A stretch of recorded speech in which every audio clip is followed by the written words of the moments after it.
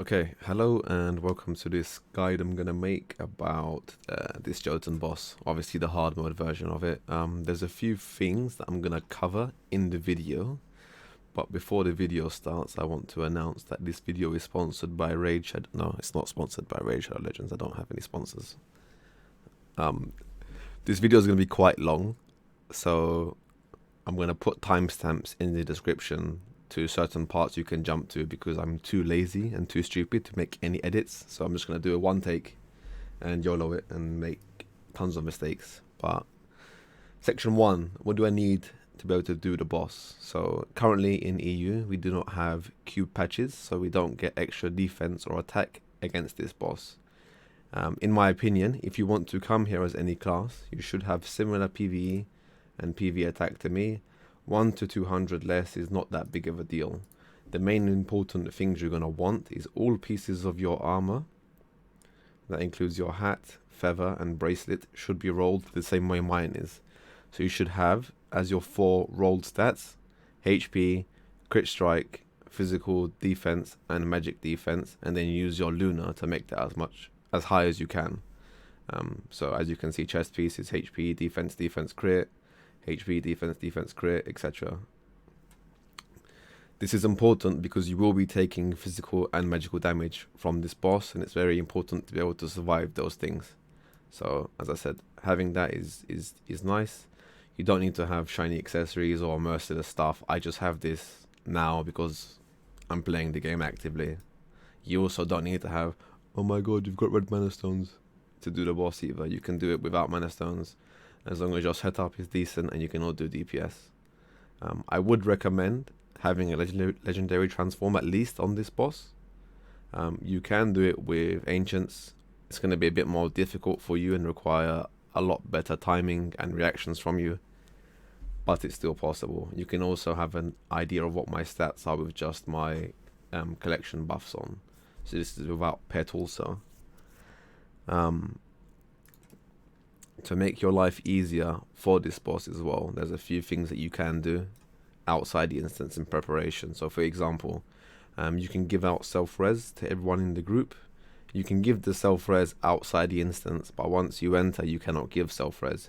You can still use the self-res inside the instance, so that's useful. You can also activate the artifact buffs in Lacrum to give yourself 250 PvE attack and defense. That would be 122 and 125. You can stay in the respective towns of the size that they're on when they're being activated to get the buff. You can also go to 123 and 126 to get 4000 HP from these buffs as well, but you have to be standing inside the area of the artifact. I'm not sure how big it is, but you won't get it from the main town. You can also obviously pop Luna. That's going to give you a big increase in defense and attack and damage. And if you do have them and it's your first time coming here, I would suggest using these ascension jams as well.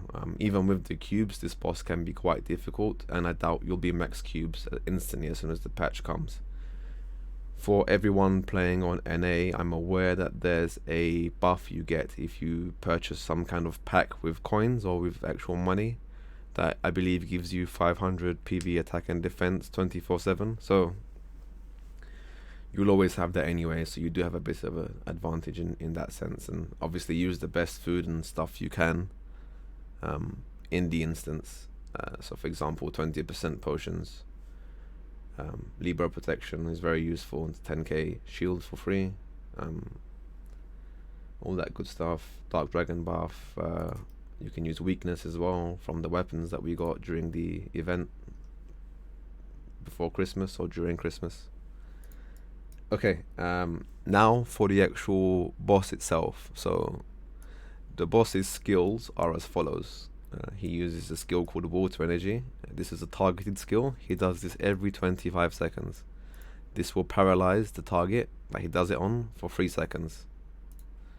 Explosive flood is also a skill he does throughout his rotation, which is targeted on a person. From 100% to 75, it's the person that has aggro of him. From 75% to 50, it's a random person. This skill does high amounts of damage. It can be tanked alone with bodyguard or with a Templar. But as I said, it does high amounts of damage. You need to stand together to share the damage. Players count as actual people, obviously, but so do clerics, servants, and a spirit master's pet, for example. So the more things you have, the less damage you guys take overall. This skill is magic as well. So if you have, for example, a chanter, they can use perfect parry, which I believe gives 450 magic defense to the entire group. Just in case someone's taking a bit too much damage, they can use that just to reduce damage a bit. Dangerous water splash is something that happens on his first rotation after 75%. It's a frontal AoE, hits everyone, and requires 2 dispels. So one dispel can be from a healing potion, and another one can be from the cleric. Or you can use stuff like Iron Skin, or Strengthened Wings, or anything that removes a root. And that should remove it. Also after 75%, he uses Earth-Shattering Rage. I think it's called Quake something, Quake Rage maybe in NA. This is a frontal AoE in a straight line that deals a shit ton of damage. It can be tanked with Bodyguard and also as a Templar with Iron Skin on, but I don't recommend actually doing it. The AoE is in a straight line in front of you. So for example, if I am the Jotun now, it would be similar to these lines. Although a little bit, not as wide, maybe up to this section here. But it's just a straight line based on where his target was before he started casting it. So anywhere around the entire boss in this circle is a safe place to stand, for example, as I said, if I were the boss. So on to the actual rotation of the boss itself. I will have all of this in the description below if you want to refer back to it. So from 100% HP to 95%, his rotation is, as you jump down the first time, he uses water energy on whoever jumps down first. This will always be the first person with aggro, so the first person with aggro is always the first person to jump down. So he'll paralyze you, and then he'll use 9 auto attacks. You can choose to kite this if you want, although I don't see the point, as every group should have a tanky class in it, whether it's a Templar, Aether Tech, or even Gladiator that can tank these. His auto attacks are physical, so they can be tanked. Normally, with decent DPS, you'll get this rotation twice. So the first time, he'll use water energy first, followed by 9 auto attacks. The second time, he'll use an auto attack straight away, and then water energy, and then he'll do the 9 auto attacks again. Or you can kite the boss for 20 to 21 seconds. From 95% to 75%, instead of doing an auto attack and water energy straight away, he will do an AoE aether hold. This affects everyone in the group, and this rotation happens every 25 seconds. It's a constant repeat, and it happens every 25 seconds. So he does an AoE aether hold, selects a person just before then, uses the paralyze on the person, then he'll either do 4 auto attacks if you decide to face tank him as a tanky class, or you'll need to kite him for 4 seconds after water energy debuff ends on yourself, if you are the person that has been given water energy. 4 seconds after water energy comes off you, he uses Explosive Flood, which is the shared damage skill. It's about a 3-second cast, so you have enough time to be able to run back to your group. It's important obviously to share this damage, otherwise you will die unless you're a tanky class. So once water energy comes off you, you have 4 seconds to run back for Explosive Flood. Once the skill ends, you have 3 more auto attacks, or you can kite the boss for 7 seconds. As I said, this repeats over and over and over and over and over again. The only difference is he'll change target every 25 seconds. So every 25 seconds he does this. Once you get to 75%, his rotation changes a bit. He has 2 separate rotations that he uses after 75%. The first one is always AoE aether hold. Then he'll use water energy on the target that he selects. This is then followed by a dangerous water splash, which is a frontal AoE. It does water damage to you, which again is why having magic defense is useful here. So this is a frontal AoE. It needs 2D spells. 1 can be given from the cleric and 1 can be a potion. This is then followed by 2 auto attacks, or you kite him for roughly 3 seconds. If you run to 35 meters, you should be far enough. After this, he will use explosive flood on a random target. That means you need to stand together to avoid the damage. Then after that, he uses earth-shattering rage, which is a frontal one-shot AoE, so you need to run behind him. Then he'll use one more auto attack, or if you run to 20 meters, if you're the one tanking, you'll be fine. Second rotation is aether hold into water energy, and then he does the one-shot frontal AoE, so everyone needs to run behind him. Then he does one auto attack, or you can run away to 15 meters and he won't touch you. Then he uses explosive flood, followed by earth-shattering rage again. Then you need to run between 30 to 35 meters away from him if you're the person tanking, or you can tank 1 to 2 auto attacks. This happens constantly from 75% to 51%. It's important, if you do not have aggro of the boss, that you stay within 15 meters of him. If you are outside of 15 meters from the boss, if you are not the one with the aggro and he uses aether hold, instead of using water energy, he will use this skill, which one-shots everyone in the entire map. So anyone that's standing here and even out to here will also die. So everyone that doesn't have aggro needs to stand within 15 meters of the boss.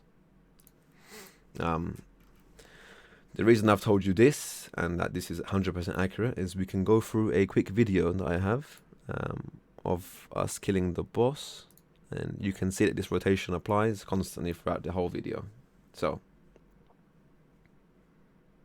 I should be able to skip to any part of the video, and this should still ring true regardless of what part I go to. So as I said, if you jump down, he should use water energy and then 9 auto attacks. So let's have a look.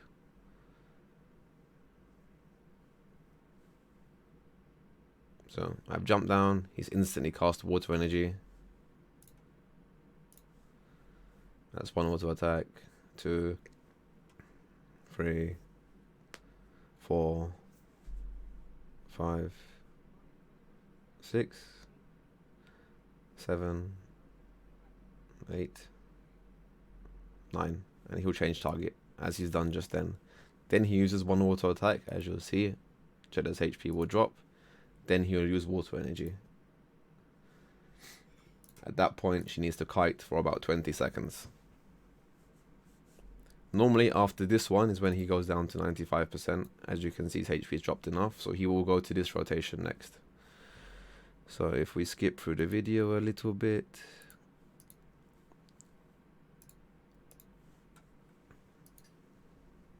You'll see now, he'll change rotation. He'll use his aether hold, which is, as I said, written in the rotation, aether hold. He'll select the target and use water energy on them.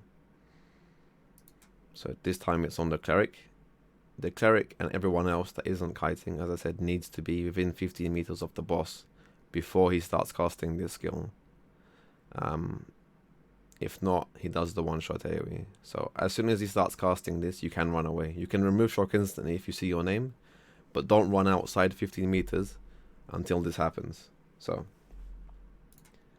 as I said, what happens next is he uses water energy, which is casting now, and then he'll do 4 auto attacks, or you can kite him for 4 seconds after the water energy debuff ends. So we'll see now, for example, what happens.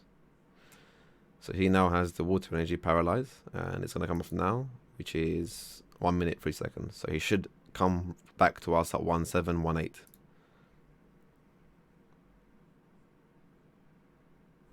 As you see, the explosive flood starts casting, so this should be the time when we should all group up together to share the damage of the skill. Which is exactly what happens. Everyone gets hit, and you can start to run away just as the cast finishes, as you saw him do. And then, as I said, you have 3 auto attacks or 7 seconds of kiting. So we should be able to go to 119, and it should change again to aether hold, which is exactly what happens. Then he goes to the next person, does water energy, paralyzes the person. When it's off, we can count to 4. 1, 2, 3, 4. Come back. There you go. Share the damage together. Then start running away again. Boss will follow you, etc, etc, etc. If we now go to 75%.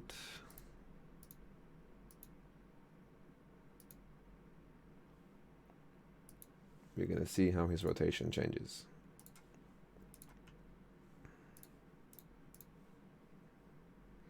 So he should do in a second A for hold.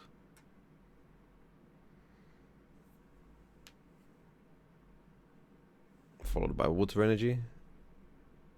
Followed by dangerous water splash. And if you go, as I said, to 35 meters from the boss, it should be fine. Then he'll use explosive flood, which you're going to share.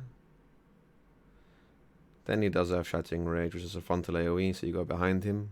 And then the person with aggro runs to 20 meters. Next rotation is A for hold, followed by water energy, which is then followed by earth-shattering rage, so you go behind him. Then you have one auto attack, or you can run to 15 meters. Then he does explosive flood. Then he does earth-shattering rage again, you go behind him. And then you either take 1 to 2 auto attacks, or you run to 30 to 35 meters. So again, he's going to come back here now, water energy. Dangerous splash. Person with aggro runs to 35 meters. We all come back and share damage together. Then we run through the boss. Then the person with aggro runs to 20 meters. Everyone else that's following him should always stay within 15 meters of the boss itself. Because if the boss decides to do A for hold, and anyone that isn't the person with aggro goes outside of 15 meters, he will do the one-shot AoE. So be very careful. So now again, it's A for hold, into water energy, into earth-shattering rage, which is a straight line AoE in front of him, so go behind him, or you can run around the sides. Run to 15 meters, as I said, he doesn't run that far, then he does explosive flood. You share the damage, go through, and then you run to 30 meters if you have the aggro. And this repeats indefinitely until the boss dies. You can do things, for example, if you don't want to kite the boss as a painter, for example, you can use your dodge skill and then your shield damage reduction as well. So, for example, at this point, where he does 1 to 2 auto attacks after using dangerous water splash, you can use your dodge skill and don't move. And then after earth shattering, instead of taking 1 auto attack or running away, you can use your damage reduction shield. Or you can ask your chanter to use perfect parry. That will reduce the auto attack damage you take by 40%, which is also nice. Some things to take note of as an example is, for me, I see a lot of people kiting in this way. So if, for example, the boss is here and your team is there, I see people running straight down, getting paralyzed here, and then the Jotun starts to chase them. Now, if, for example, you decide to run this way, the Jotun has a shorter path to be able to get to you, so sometimes you can be auto-attacked here. Same for this side. The way I tell people to kite the boss is, if the boss is here, you should run to this area on the right, and then run in like a clockwise or counterclockwise direction. This is much better, because obviously you can control the way in which the Jotun is running towards you. And as I said, with earth-shattering rage, which is the frontal AoE, it's a straight line.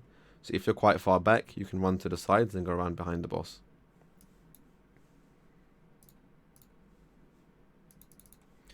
Other pieces of advice that I can offer to you is,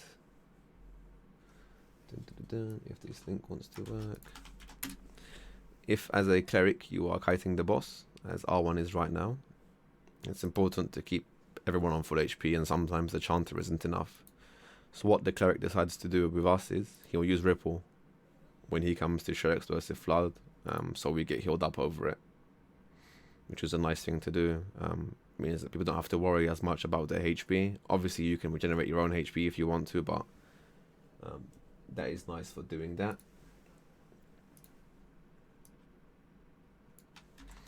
What you can also do is, when someone is on the kiting phase, if you give them bodyguard, as I've done, if you have a Templar, they can stand away from you during explosive flood. They can take the skill by themselves with bodyguard on, and you see I don't take that much damage. That allows your cleric and chanter to DPS more and not have to worry about healing everybody, which is nice. You can also take it solo as a Templar as well, which is what I do in this video, I believe. Let's see if we can find the moment. Okay, cool. So I go to the other side of the boss to stay away from everyone. You've got two ways to survive this. You can just survive it just purely with your own buffs. You can use Iron Skin to make it easier for you, or you can use Imperium Armor just to give you HP beforehand.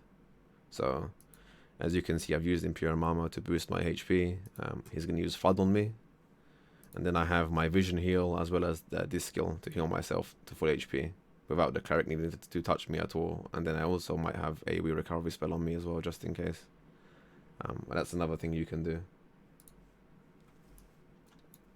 If you can't pay attention to the timing of the boss, of when he's changing target, what will happen is he'll have a message above his head.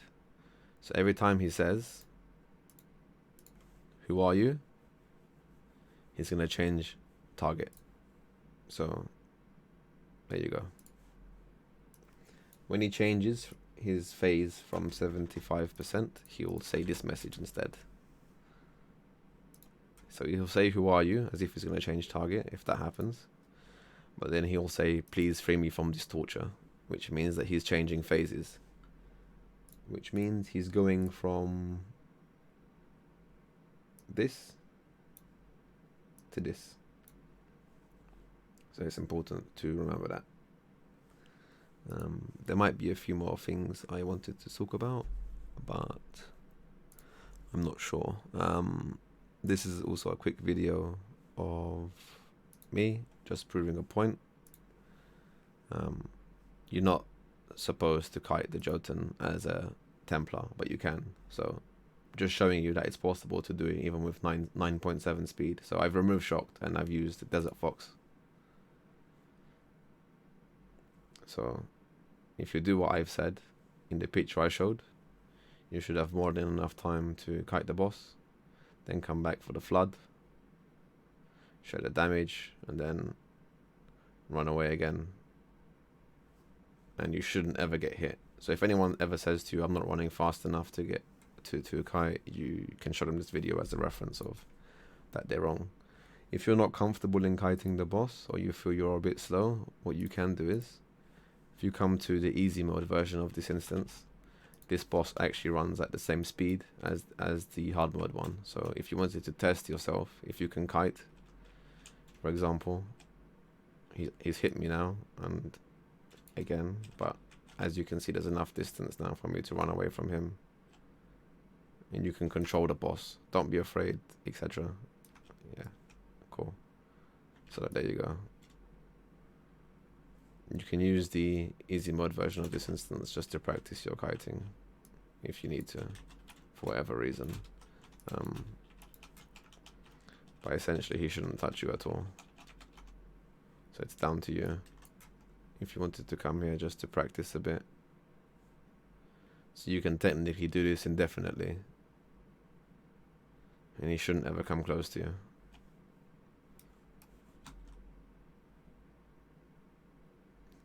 Even though he's melee, his auto attack range is about 15 meters or so.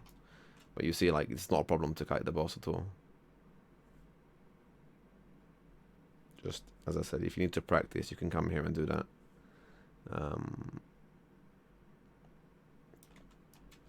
I'll do a quick run through of my video just to explain exactly what's happening in it, if you're still here and are interested. Let me just get rid of this guy first so it doesn't kill me.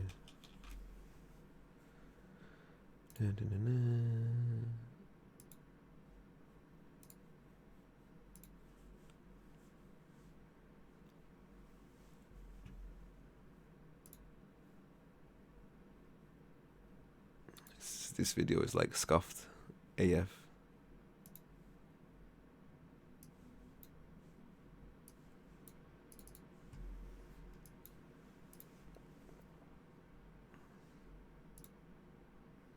I'll leave this video in the description if you want to watch it, just to see what's happening. So one more piece of advice I can give to you is, when the Templar is tanking this first phase, when you get to the 8th auto attack, if you ask your chanter to pop the perfect parry, if you have one, what will happen is the next person that gets the auto attack will parry it. So they'll, instead of taking this much damage, they would have taken this much damage instead, which means they might die to water energy. So after 7 or 8 auto attacks, tell your chanter to use perfect parry if you have one, or everyone else can use, for example, Libra potion or some kind of defensive skill.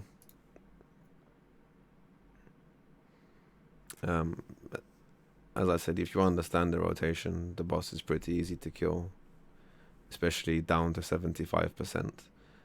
The fun actually starts when you get to 75%. So what I like to do is make sure everyone's always standing on the same side together.